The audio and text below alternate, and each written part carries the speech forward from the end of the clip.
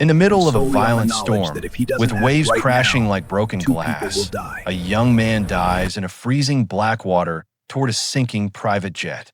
The wind howls. The night offers no mercy. He can barely see. Only feels he doesn't know one of the trapped passengers is a billionaire CEO. He doesn't know their futures are about to collide in ways no one could imagine.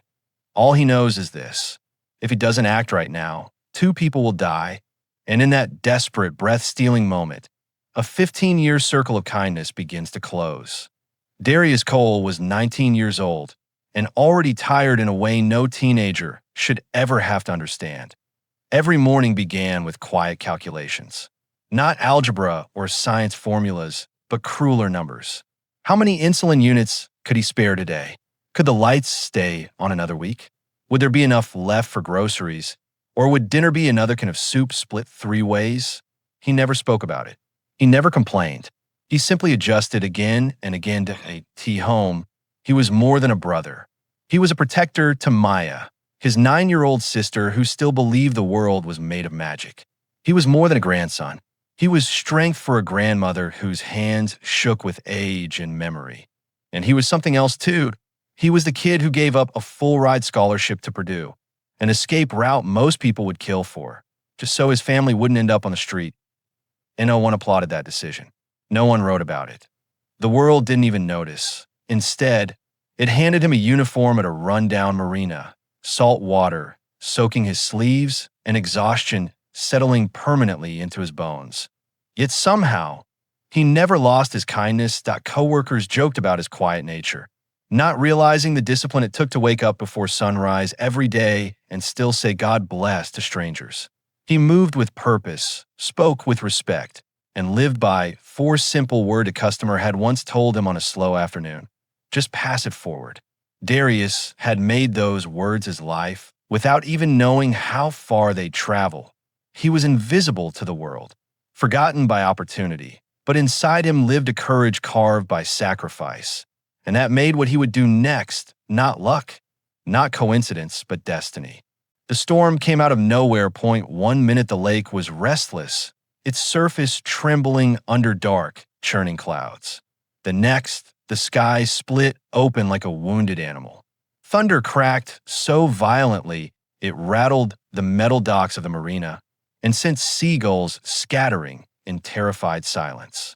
Rain poured sideways, hammering the water into chaos. Darius stood at the edge of the pier, sleeves rolled, hands numb with cold, when he heard it cut a scream, swallowed by the wind. Then another sound cut through the roar of the storm. An engine, shrieking in distress. He looked up just in time to see it, that a private jet, too low, too fast, spinning. The aircraft tilted wildly, one wing catching a blast of wind before dipping toward the black water. For one frozen second, time seemed to stop, the world holding its breath, and then it slammed into the lake with a terrifying explosion of spray and twisted metal. The impact sent waves crashing over the dock. People began shouting. Some ran. Others froze, helpless, just staring at the place where the plane had vanished beneath the furious, churning surface. Someone yelled, "Call 911." Someone else screamed. There were people in that plane. Darius didn't think, he didn't calculate, he didn't consider the terrifying reality that the water was only 52 degrees. Cold enough to steal consciousness in minutes. He moved, he tore off his jacket, vaulted over the railing, and dove headfirst into the violent water. The cold hit him like 1,000 knives. His lungs seized. His muscles screamed as if they were being ripped apart.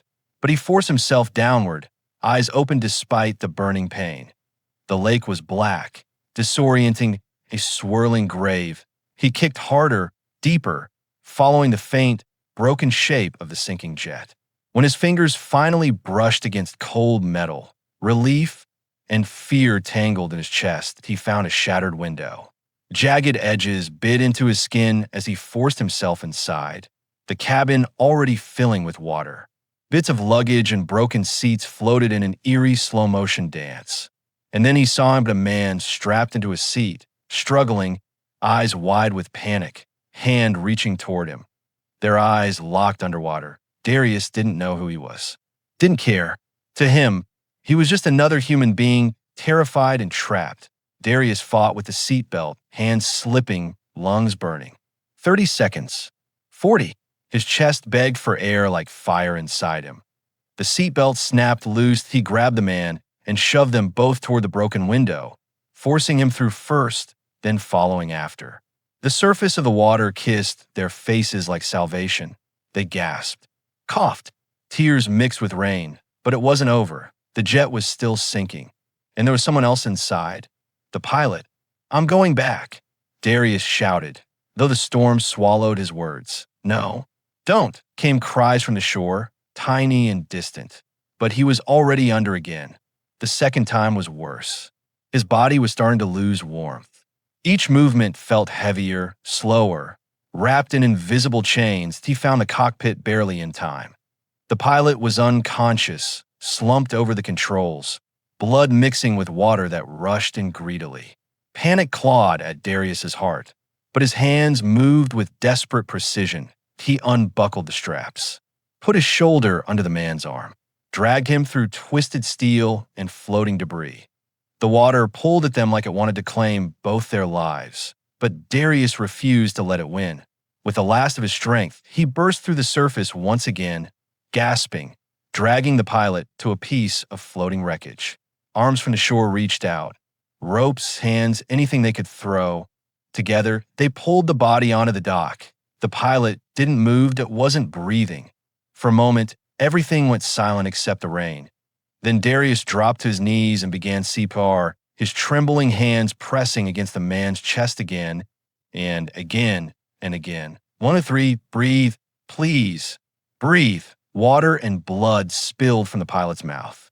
His body jolted violently as air finally surged back into his lungs, but he coughed. Alive, a shocked cheer rose from the crowd, but Darius barely heard it. His vision blurred, the world tilted. Only then did he allow his body to collapse forward, exhaustion and shock swallowing him whole. Before everything went dark, he felt a hand gripping his sleeve. He looked up that IT was the passenger he had saved. The man's clothes were soaked, his face pale, but his eyes were locked on at Darius with an intensity that went far beyond gratitude. IT wasn't the look of a stranger. IT was the look of someone trying to burn a face in a memory forever. Darius frowned slightly, confused by the weight of that stare. Why does this feel different? He wondered. Thunder rolled again overhead as paramedics rushed in. Flashlights cut through the darkness, and somewhere in the chaos of rain and sirens, destiny leaned in closer. Darius Cole had just saved a life. He had no idea how powerful that life was, or that this moment would echo back through 15 lost years to a secret that would change everything he thought he knew. And as the storm began to finally slow, fate had already started writing the next chapter. The hospital smelled like antiseptic and rain. Darius sat alone on a hard plastic chair, still soaked to the bone, water dripping from the cuffs of his jeans onto the dull white tiles. His muscles throbbed. His hands were scraped raw. Every time he blinked, he saw the same image again. Twisted metal, black water, the pilot's lifeless face, then the violent return of breath. He hadn't even called himself a hero. He had only done what needed to be done that a nurse offered him a thin blanket. He nodded in thanks, wrapping it around his shoulders, though it did very little to fight the cold still locked inside his bones. Across the hallway, he could see doctors moving quickly inside another room. The man he had pulled from the wreckage was alive. So was the pilot. That was supposed to be the end of it, but fate wasn't done with him yet. Footsteps echoed down the corridor, slow, deliberate. A pair of polished shoes stopped in front of him. Darius looked up. The man from the lake stood there, that he no longer looked like a drowning passenger. Even in a hospital gown, even pale and shaken, there was something powerful in the way he stood. Discipline, authority, a kind of gravity that drew attention without trying. His eyes were the same, locked with meaning, memorizing him all over again. "You're the one who saved us," the man said quietly. Darius shrugged, uncomfortable. "I just did what anyone would do." The man shook his head slowly. "No," he replied. "Anyone wouldn't. But you did." He held out his hand. Ryan Harrison. For a second, the name didn't register. And then it did. Ryan Harrison, tech giant, innovator, one of the youngest billionaires in the country. A man whose face appeared in magazines, speaking on stages, shaking hands with presidents. Darius froze. "You're that Ryan Harrison?" he asked, unsure if he was joking that a faint, tired smile crossed the man's lips. "Unfortunately for my privacy," he said softly. Yes, the moment hung between them. Two worlds that never should have touched, now standing face to face under fluorescent lights. "You saved my life, Darius," Ryan continued, "and I don't take that lightly." He pulled out his phone, typed a few rapid things, and moments later Darius's cheap, cracked phone vibrated in his pocket. $25,000. Darius looked down, stared at the screen, then back up. "No," he said instantly. "I can't accept this." Ryan blinked, caught off guard. "It's nothing compared to what you gave me." "I didn't save you for money," Darius replied, his voice calm but firm. "And if I take it now, that moment, it changes what it meant. I can't put a price on a human life." For the first time, Ryan Harrison was speechless in boardrooms. People agreed with him that on contracts. People begged him that in business. Everyone had a number. But this 19-year-old kid from Forgotten Marina had just rejected $25,000 without hesitation. Ryan studied him, truly studied him. There was no pride in Darius's eyes, no drama, just principle, just a quiet kind of honor the world had nearly forgotten existed. Slowly, Ryan nodded. "All right," he said. "If you won't take it as cash, allow me to help in other ways." Quietly, respectfully, Darius hesitated. After a long pause, he whispered, "Only if you promise no one ever knows." Ryan's voice lowered to a vow. "I promise." And so it began a secret circle of kindness. Darius never received the money, but miracles began to appear in his life. His insulin prescriptions were suddenly covered in full, paid in advance for months at a time. No expiety, no condition. The utility company called his small apartment to apologize for a past clerical error. Thousands of dollars in bills erased overnight. T. Maya's struggling school, a brand new computer lab opened within weeks, stocked with modern technology and new books. Her name sat quietly on a scholarship list she had never applied for. The marina. Broken equipment was replaced. Security improved. Wages increased. The owner received an anonymous donation labeled only as "Pass it forward." His grandmother wept quietly one night, whispering, "God is watching over us." Darius agreed. Yet something about it unsettled him. Why did Ryan Harrison care so deeply? Why help not only him, but also the entire community around him? Darius had saved countless people emotionally over the years by sacrificing his own future. But this kind of response, it was different, deeper, almost personal. Days later, his phone rang. Unknown number. "Hello?" Darius answered. There was a brief silence. Then a familiar voice. "It's Ryan," he said. "I hope I'm not interrupting anything." "No, sir," Darius replied. "You never have to call me sir," Ryan said softly. "After what you did for me, we're equals in debt." Another pause. "Darius," Ryan continued, his tone suddenly heavier. "There's something I need to tell you. Something I've tried to understand myself for a long time." The air in the room felt different. "What is it?" Darius asked. Ryan exhaled slowly. "It's about your father," he finally said. Darius went still. "My father?" he repeated. "You don't even know?" "Yes," Ryan interrupted gently. I know more than you do." Darius's heart began to pound harder. How is that possible?" On the other end of the line, Ryan's voice lowered almost to a whisper. "Because 15 years ago, your father saved my life too." And in that moment, Darius realized the storm that night hadn't just pulled Ryan from a sinking jet to IT, had dragged up a past that was buried for a reason, and the real story was only just beginning. The words echoed in Darius's mind long after the call ended. "Because 15 years ago, your father saved my life too." Darius stood in the middle of their small living room, staring at nothing. The TV was muted. Maya slept curled up on the sofa. His grandmother's quiet breathing came from the next room. Everything looked the same, but in that single sentence, the world had shifted on its axis. "My father," he whispered to the empty air. "You're wrong. You have to be wrong." Antoine Cole wasn't a hero in the eyes of the world. Antoine Cole was a criminal, according to the court, that a man whose name had been dragged through dirt and news headlines. A man who vanished into prison walls when Darius was only 4 years old, leaving behind a broken family and an endless list of questions no one could ever answer, or so Darius had been told. The phone rang again. It was Ryan. "I'm coming to see you," he said. There are things that shouldn't be said over a phone, and there are truths you deserve to hear face to face. An hour later, Ryan stood in the doorway of Darius's apartment. And no bodyguards. No cameras.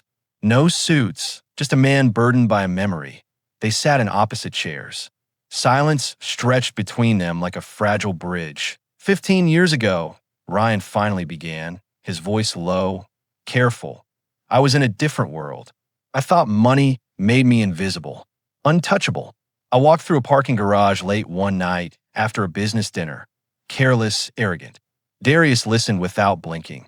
A group of men saw an opportunity, Ryan continued. They surrounded me, demanded my wallet, my watch, my life. Basically, I fought back like an idiot. One of them pulled a knife, and suddenly everything went dark around the edges. He swallowed, the memory thick in his throat. Then he came out of nowhere. Your father, Antoine. Darius felt his chest tighten. He didn't know me. He didn't know me anything. But he stepped between that blade and my heart like it was instinct. Took a slash across his own arm. Didn't even flinch. He fought them. Yelled. Drew attention. They ran. Darius's mind painted an image he had never been allowed to imagine before. His father standing tall, bleeding, shielding a stranger with his own body. To Ryan's hands trembled slightly. I tried to repay him. I offered cash, a job, anything. He refused it all. Said the words that have haunted me my whole life. Just pass it forward. The room went painfully quiet. Maya, Darius whispered from shock. He says that all the time because he heard it from the first hero he ever knew. Ryan replied softly. Darius's breath came in shallow waves now. Ryan continued. He sat with me until the police came. Gave a statement describing the attackers. Made sure I was okay before he even tended to his own wound. A long pause. 3 weeks later, I saw his face on the news. Darius looked up sharply. What? Wrongful arrest, Ryan said. They claimed Antoine was part of an armed robbery less than a mile away. Same night, same area, same vague description. And he was a convenient body to pin on. Darius's head began to shake in denial. No, he wouldn't. I know he wouldn't, Ryan said, his voice hardening. Because he was with me, saving me, bleeding for me. Ryan had tried to step him back then, tried to speak, tried to testify, but the system didn't want to hear from a young billionaire who could expose their corruption. The men he fought, they were connected. Money, influence, fear. Witnesses were paid. Evidence was twisted. Surveillance footage malfunctioned. And just like that, the hero of my life became the villain of her childhood. Darius stood up, breathing heavy, his mind splintering under the weight of the truth. They took him from us, he said brokenly. They made my grandmother think her son was a criminal. They made me grow up ashamed of my own blood. Ryan stood too, eyes burning, and I've regretted not doing more every single day since. He reached into a folder he carried with him. I never stopped looking into his case. Not once, he continued. I built a legal team, quietly, secretly, the best in the world. They re-examined every scrap of evidence, every false statement, every hidden camera. And Darius, it wasn't just wrong, it was evil. He handed Darius the documents, lab test errors, forged signatures, witness payments, security footage recovered from a backup server showing Antoine walking out of the parking garage injured at the exact moment the crime was supposedly happening somewhere else. Proof. Real, undeniable proof. You're saying, Darius whispered, barely able to stand. You're saying he's been in prison all this time for nothing? Ryan looked him straight in the eyes. Yes. For a moment, the room held no sound, no world, no air. Then Darius collapsed into the chair, his face in his hands as years of lies finally shattered. My whole life, he whispered. Everything we lost, he was innocent. And he saved me, Ryan said. Just like you did. Silence filled the space again. But this time, it wasn't empty that IT was alive. with truth, with justice, with a circle finally closing. The same kindness that saved me 15 years ago, Ryan said, placing a hand gently on Darius's shoulder, is the same kindness that is about to save him now. Darius looked up, eyes blazing with new purpose. What do we do? He asked. Ryan's jaw tightened with resolve. We take the truth to court. We reopen the case. We expose every liar who helped bury your father. And we don't stop until Antoine Cole walks out of prison a free man. For the first time in a long, heavy life, Darius felt something he barely knew how to recognize: hope. And somehow, in a quiet corner of the universe, the words spoken by a bleeding man in a parking garage 15 years ago came back, like a sacred echo. Just pass it forward. And now, it was Ryan's turn. The courtroom was silent, and no whispers. No shifting in seats. No sound but breath and beating hearts as the judge adjusted his glasses and looked down at the final report. Based on the newly uncovered evidence, he said slowly, and the proven misconduct in the original investigation, this court finds that Antoine Cole was wrongfully convicted. Darius gripped the edge of the bench so hard his fingers turned white. We therefore declare Antoine Cole innocent of all charges. For a moment, time collapsed into stillness. Then tears, gasps, soft cries that grew into sobs and shouts of relief. The cuffs were removed from Antoine's wrist for the first time in 15 years. He stood, uncertain, almost afraid to believe it was real. His hair was grayer, his body thinner. But when his eyes found Darius across the room, the strength in them was unbroken. Son, he breathed, his voice trembling. Darius crossed the distance in 2 strides and pulled him into a fierce embrace. The kind that released years of pain in one silent, shattering moment. I never stopped believing in you, Darius whispered through tears. Antoine held his son as if he could make up for lost time with sheer will. Maya ran into the embrace next, crying uncontrollably. Their grandmother collapsed into Antoine's arms, repeating his name over and over like a prayer she had carried for years. Justice had finally found them. Outside, sunlight cut through the gray clouds as if the sky itself was celebrating. The world felt different now. Lighter, warmer, honest. Ryan stood nearby, watching this family click back into place. No cameras, no speeches, just his eyes filling quietly with tears that money had never been able to buy away. You didn't just save my life, he said to Antoine when they finally spoke. You gave it meaning. Antoine shook his head. I just did what was right.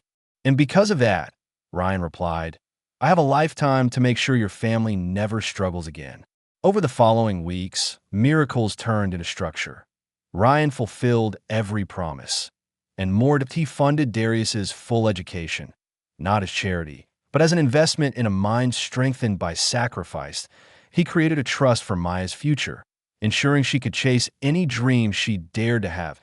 He placed full-time care and comfort around their grandmother. Honoring the roots that held the family together, he offered Antoine a position in his company, not out of pity, but out of respect, helping lead community outreach and employee wellness. Then he expanded the very thing that had begun the circle. The Antoine Project, a foundation dedicated to defending the wrongfully convicted, supporting struggling families, and funding medical care for those forced to choose between life and survival, like Darius once had. But there was one more moment still waiting on a quiet evening by the lake. The same lake that had started it all. Ryan walked beside Darius along the water's edge as the sun dipped below the horizon. I lost a father a long time ago, Ryan said softly. And fate gave me one in the form of a stranger who saved me for nothing. A stranger who is now your father. He stopped walking and turned to Darius. I could never replace him, and I would never want to, he said. But I want to honor him, and you, in the only way I know how. Darius looked at him, confused. Ryan took a breath. I don't want to be your benefactor anymore, or your employer, or the man who owes you everything. He swallowed hard. I want to be your family. Darius's breath caught. Will you let me adopt you? He asked. Not to erase your past, but to build a future where both your father's kindness lives on. Tears welled in Darius's eyes as he thought of the storm. The water, the promise, the words that echoed through time. Just pass it forward, he smiled, and nodded. Yes, he said. I'd be honored. Behind them, Antoine watched, not with jealousy, but with pride. Two men bound not by blood, but by choice. And in the golden silence of the evening, a new family was formed from the purest thing in the world. Kindness returned in full circle. Darius didn't know he was saving a billionaire. His father didn't know he was saving the future. But kindness always remembers. Two rescues. 2 generations. One unbroken circle, but a man saved a stranger in a parking lot. And 15 years later, that stranger saved his son and freed him from prison. This isn't just a story about luck. It's about showing up, about courage, about choosing to help, even when nobody is watching. And somewhere out there, another Darius is standing on the edge of a moment that could change everything. The question is, when that moment comes, will you pass it forward?